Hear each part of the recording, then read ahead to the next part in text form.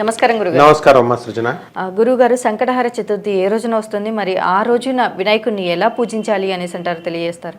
మనకి ఈ మార్చి నెల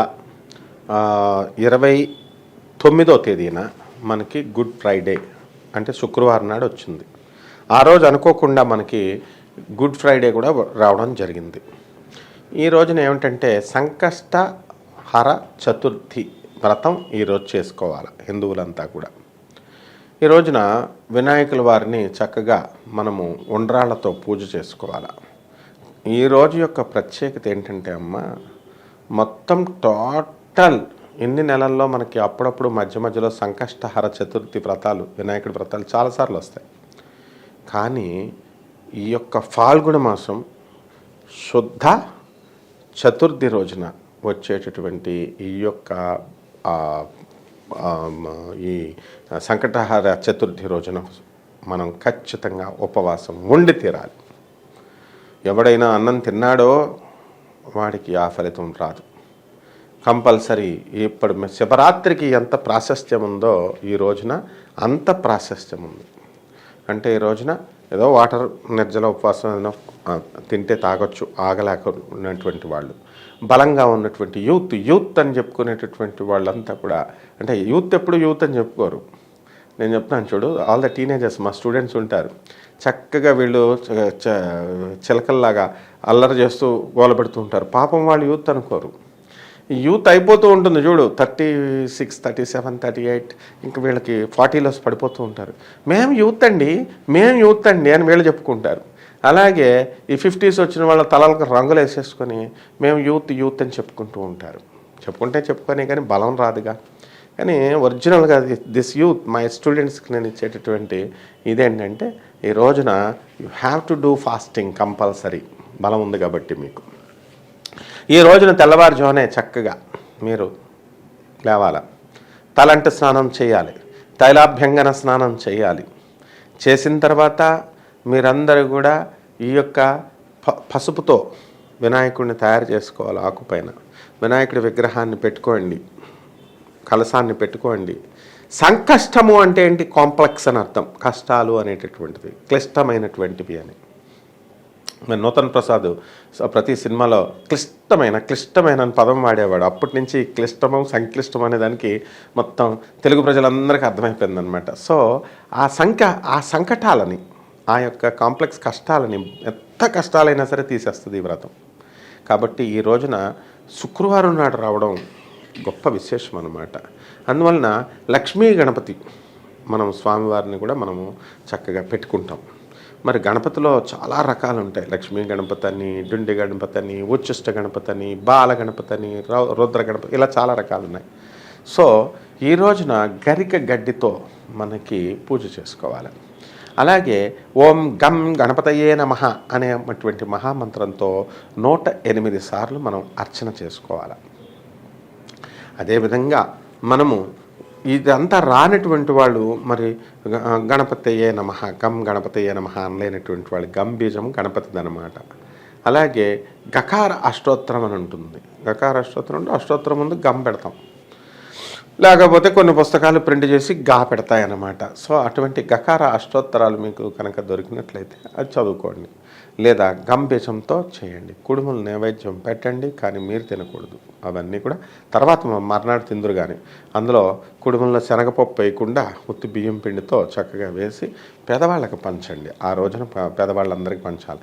ఇట్స్ నాట్ లైక్ దట్. ఇప్పుడు మనం ఎలాగంటే పూజ చేసినప్పుడు కొన్ని కేదార స్వామి వ్రతాలు ఇవి చేసి ఏదో పంతులు మామూలుగా ప్రసాదం అని దేవుడికి పెడతాడు, వాడికి కొంచెం ఎక్కువ దక్షిణ ఇస్తారు అనేటటువంటి ఉద్దేశంతో నేను తప్పు చెప్పట్లేదు, కావాలనే చెప్తున్నాను, చూస్తున్నాను.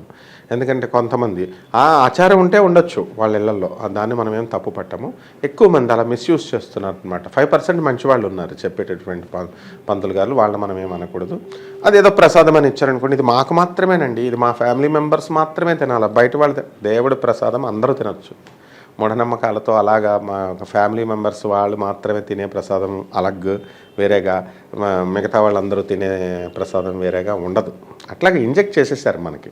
కాబట్టి ఇప్పుడు నాలాంటి వాళ్ళు ఎవరైనా వచ్చి నిజాన్నిగా నేను చెబుతున్నప్పటికీ కూడా, పచ్చి నిజాలు చెప్తున్నప్పటికీ కూడా అదే ఇంజెక్ట్ అయిపోయి కాదులేండి అని అనుకుంటారనమాట. మనమేం పర్వాలేదు, అలాగా వాళ్ళ భావనలో వాళ్ళు ఉండొచ్చు, ఇందులో నో కాంట్రవర్సీస్.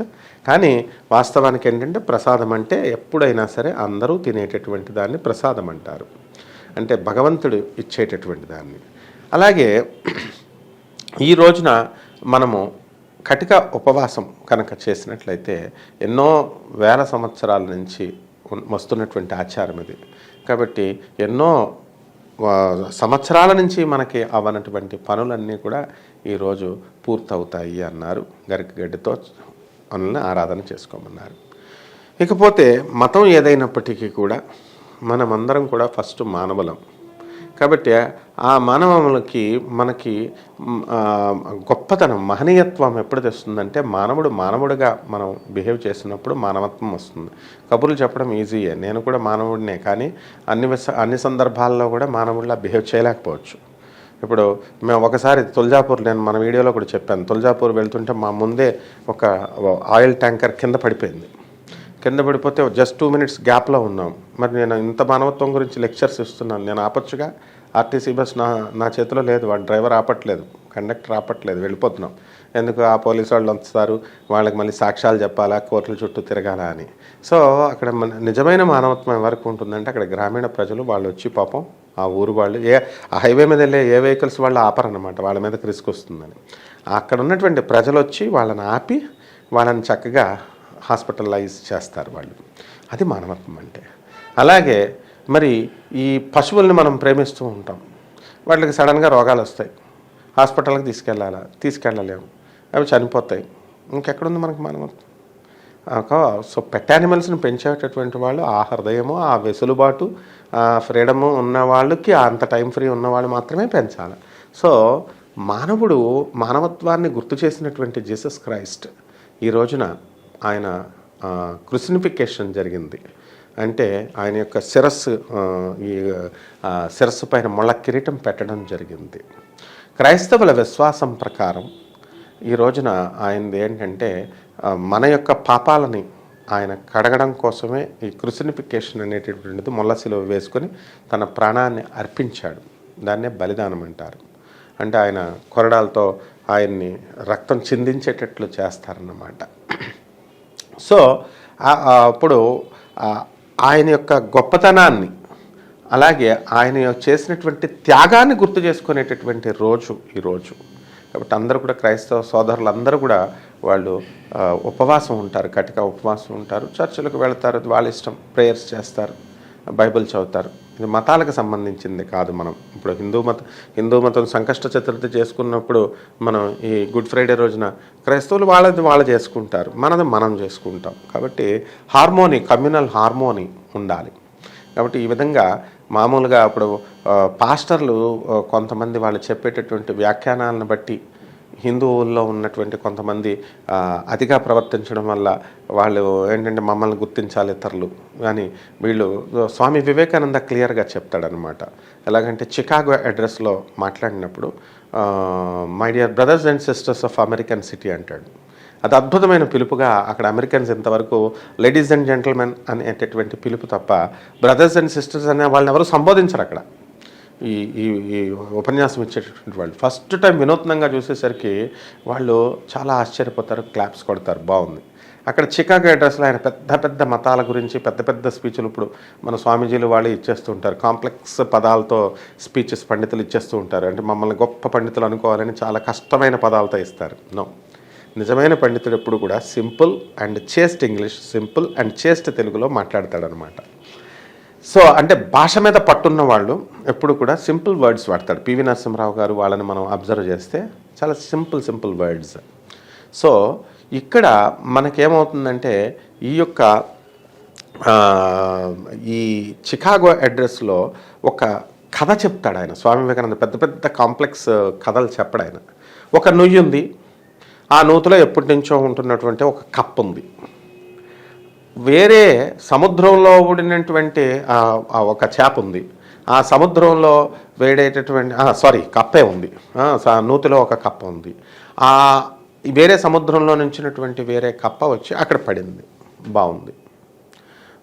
పడిన తర్వాత ఏమడుగుతుంది, ఈ మొదటి కప్ప ఎక్కడి నుంచి వచ్చావు అని అడుగుతుంది. సముద్రం నుంచి వచ్చాను అని అంటుంది. ఇది బావిలో ఉన్న కప్ప కదా, ఇది చిన్న గంతేసి ఇంత పెద్దది ఉంటుందా నీ సముద్రం అని అడుగుతుంది, ఒక గంతు వేసి. కాదు, ఇంకా పెద్దది అంటుంది. ఈ కప్ప 2 గంతులు వేస్తుంది. ఇంత పెద్దది ఉంటుందా నీ సముద్రం అని అడుగుతుంది. కాదు, ఇంకా పెద్దది అంటుంది. ఈసారి 3 అడుగులు వేస్తుంది. 3 అడుగులు వేసి 3 జంపులు కొట్టి ఇంత పెద్దది ఉంటుందా అని అడుగుతుంది. అప్పుడు what nonsense are you talking, ఏంటి ఈ దాన్ని తీసుకొచ్చి సముద్రంతో పోలుస్తావు అంటే, ఇది ఎప్పుడు సముద్రాన్ని చూడలేదు పాపం ఫస్ట్ కప్ప, బావిలో ఉన్న కప్ప. ఆ విధంగా ఇది సముద్రాన్ని కూడా చూసినటువంటి ఇది. కాబట్టి ఆయన ఏం చెప్తారంటే, స్వామి వివేకానంద, హిందువులు మహాభారతాలు, ఉపనిషత్తులు ఇవన్నీ చదువుతారు, పురాణాలు ఇవన్నీ, అవి పూర్తిగా చదవడమే గొప్ప. But they are ignorant of బైబిల్ని సరిగ్గా చదవరు వాళ్ళు, ఖురాన్ని చదవరు. అలాగే ఈ క్రైస్తవులు బైబిల్ని వాటిని చదువుతారు, హిందూ పురాణాలకు పట్టు ఉండదు. అలాగే ఖురాన్ వాళ్ళ ఖురాన్, ముస్లిమ్స్ ఖురాన్ని చదువుతారు. కాబట్టి సంపూర్ణంగా మూడిట్లనే చదివిన వాడికి తత్వజ్ఞానం అర్థమవుతుంది. వాడు ఎవరిని క్రిటిసైజ్ చేయడు. భగవతత్వం అంతా మానవత్వమే దైవత్వం, మానవుడే దేవుడు అనేటటువంటి ఇది తీసుకొని మానవుడు ఒక మహనీయుడిగా ఎదగాలన్నదే బ్రహ్మతత్వం. It is God consciousness is one అని తెలుసుకుంటాడు. ఇక మతాలనేవి మనం పెట్టుకున్నటువంటివి, కాబట్టి ఈ మతము ఆ మతము అని. అందువలన ఇది మతాల పండగ కాదు, ఇది మానవత్వ పండుగ ఈరోజు. కాబట్టి ఎవరైతే సకల కష్టాలు అనుభవిస్తూ నిరాశ నిస్పృహతో తమ జీవితాలని వద్దనుకునేటటువంటి వాళ్ళందరూ కూడా ఈ సంకష్టహార చతుర్థిని చక్కగా గరిక గడ్డితో సింపుల్ గరిక గడ్డితో కనుక చేసుకుంటే వాళ్ళకి శత్రుపీడ పోవడంతో పాటు వాళ్ళు అనుకున్నటువంటి అన్ని పనులు పూర్తవుతాయమ్మా. అలాగే గురువుగారు, అసలు సంకటహర చతుర్థి ఏ రోజున వస్తుంది, మరి ఆ రోజున వినాయకుడిని ఎలా పూజించాలి, అలాగే ఆ రోజు ఇంకో విషయం గుడ్ ఫ్రైడే కూడా అదే రోజున వస్తుంది కాబట్టి ఆ రోజున ఎలా ఆరాధించాలి ఆ దేవుణ్ణి అనేసి కూడా చాలా చక్కగా వివరించారు గురువుగారు. ధన్యవాదాలమ్మా.